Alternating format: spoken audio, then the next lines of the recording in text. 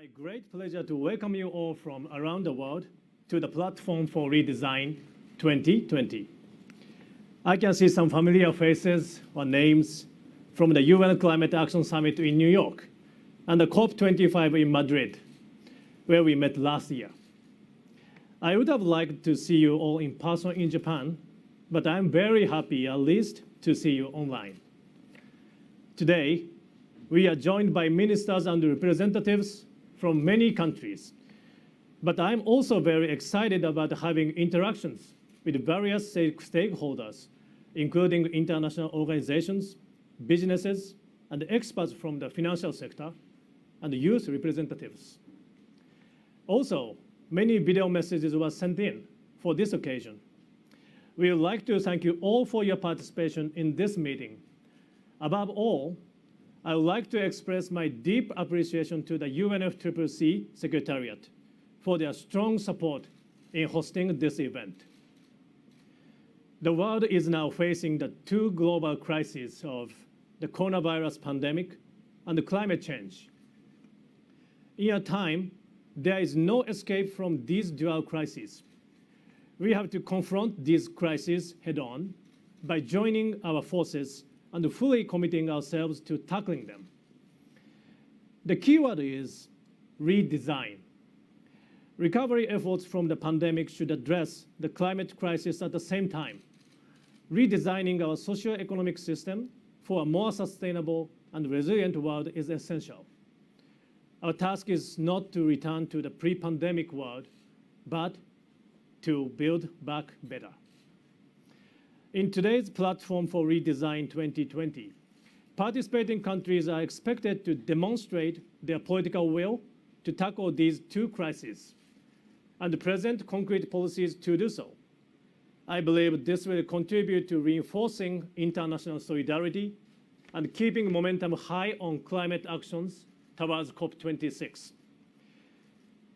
Today's meeting all started when I presented an idea of online ministerial meeting to German Chancellor Merkel and UN Secretary General Guterres at the Petersburg Climate Dialogue this past April. Today's conference is a result of this proposal. Chancellor Merkel was Minister of Environment when she attended COP3, where Japan led the world to adopt the Kyoto Protocol. It then became my turn to propose the idea of hosting this ministerial meeting to the Chancellor to keep the momentum on climate action until COP26. Japan is ready to lead international climate discussions as chair of the ministerial meeting for the first time since COP3 and beyond.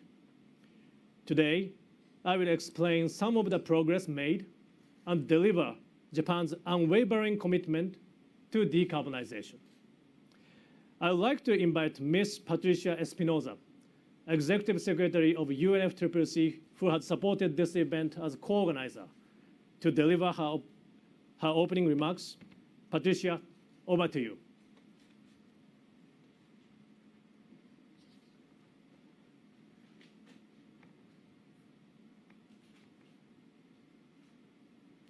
Patricia, please turn on the mic.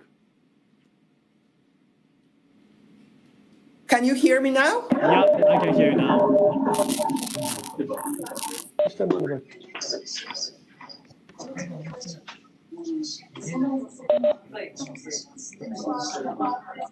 Can you hear me now? Yes, I can hear you now. Yes? Yes. Okay. Thank you. Thank you very much, Minister Koizumi. I am extremely pleased to help launch this platform, and I want to congratulate you and Japan, your whole team, for this very practical, useful tool at a moment where we really need it. I also want to thank so many ministers from around the world and high-level personalities that are joining this call.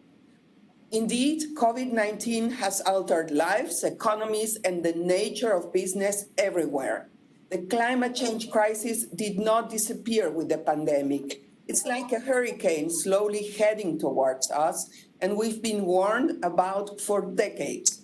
For many, it has already reached their shores.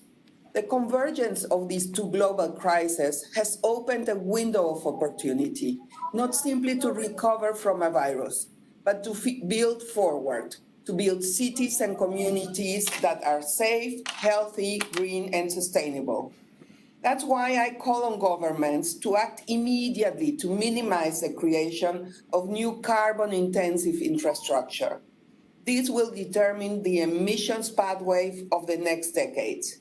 Preventing the spread of infection has been the most effective approach to the pandemic. So preventing future emissions is the most effective approach to addressing climate change. This must be a global collaborative effort. Multilateralism and collaboration have always and will always lead to success. Whether it's repairing the ozone layer or defeating polio in Africa, the capacity of humanity for positive change is infinite. That's what we need right now. So, ministers, we need a coordinated global recovery from COVID-19 that follows the Paris Agreement and the UN 2030 agenda. Building a better future means completing the work of the here and now. It means fulfilling commitments and backing words with actions, despite current circumstances. 2020 was already a vital year on the climate change front, and significant work remains.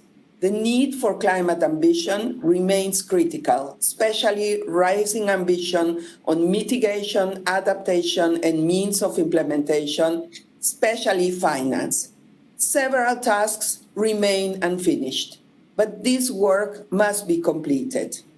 In previous gatherings this year, I heard a unanimous call by you, the ministers, pledging to maximize progress and ambition. This is admirable, but I also call on you to ensure that this call reaches all levels of decision-making to complete the work at hand and ensure that COP26 is the success it must be. This means establishing the financial and environmental protection policies that will truly initiate the transformation we must see if we're to build a more sustainable future. The Platform for Redesign 2020 intends to facilitate that work and more.